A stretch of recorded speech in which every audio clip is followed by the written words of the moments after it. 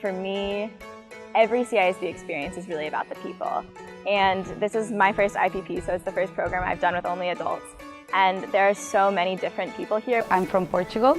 I'm from Ecuador. I live in Quito, the capital. I'm from Sweden. I'm from Denmark. I came from Portugal. I am from Ecuador, Quito. So I'm from Austria, from Graz. I am from Portugal, from Lisbon.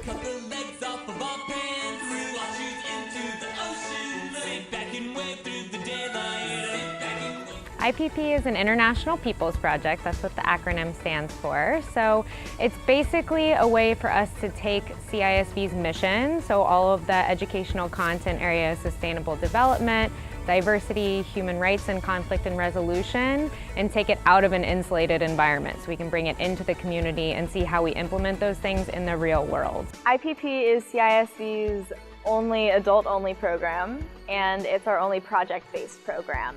So the founding goal of IPP was to find a need in the community and then fill that need.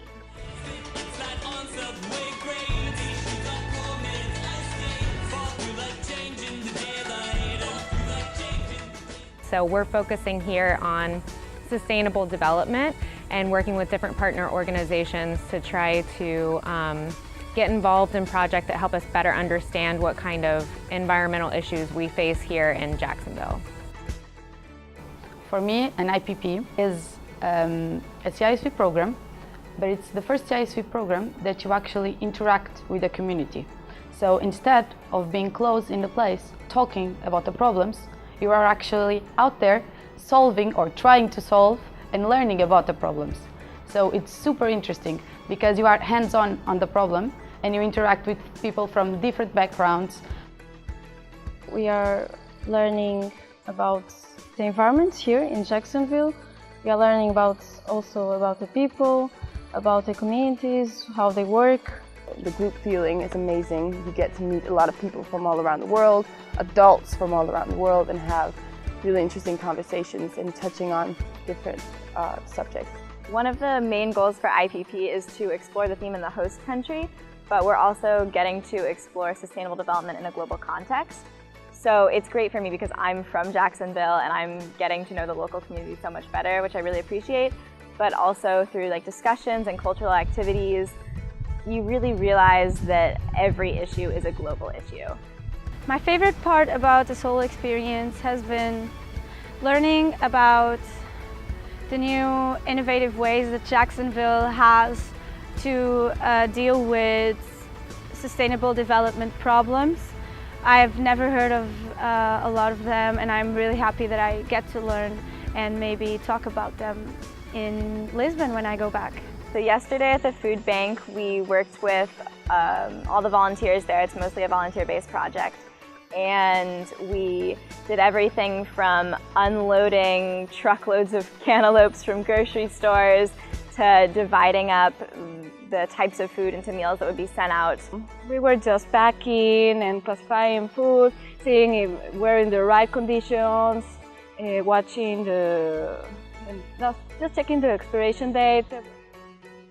We all have a role, and I think we did it really great. I think Steph said that we may help to 2,000 plates, dishes to families. So I think everyone feels so great after that.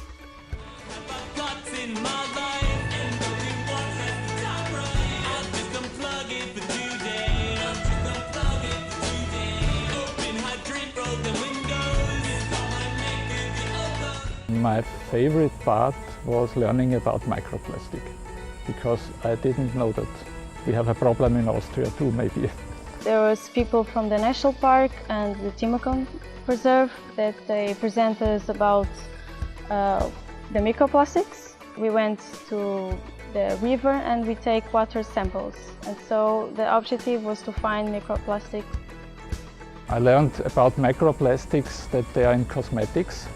I didn't know that, and that they are not only in the Atlantic and the Pacific with these big plastic islands, I know that, but that they are also in the rivers and the creeks and the lakes.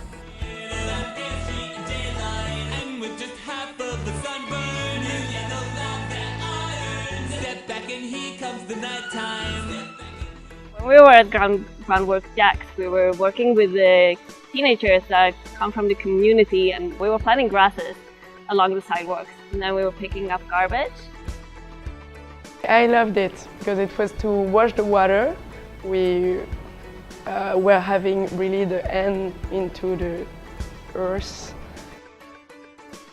At Guana, we were removing an invasive species, and the park kind of has claim to all the land there, so we were actually on private property, and the owners of that property had called into Guana because they realized it was an invasive species, and it's an elderly man who doesn't have the ability to weed that himself, but he knew that that was going to have a greater impact on the community, so he had us come in and do the removal for him. It was amazing because we could really see the change from when we got there and later when we left. I think that the campers get the opportunity to share cultural experiences with each other, just kind of form those relationships so that places on the map feel a little bit more personal, like they have a more personal connection to them. But there is definitely a deeper understanding of, I think specifically with IPP, we have a deeper understanding of what's happening here in Jacksonville. I'd say to someone though who wants to do an IPP that it's really important to keep an open mind, to not come with too many expectations, and to just allow whatever unfolds to be what shapes you as a person. People really want to do something and sometimes they don't know how. And IPP is such an amazing way for them to learn, to do something and to bring something back to their countries.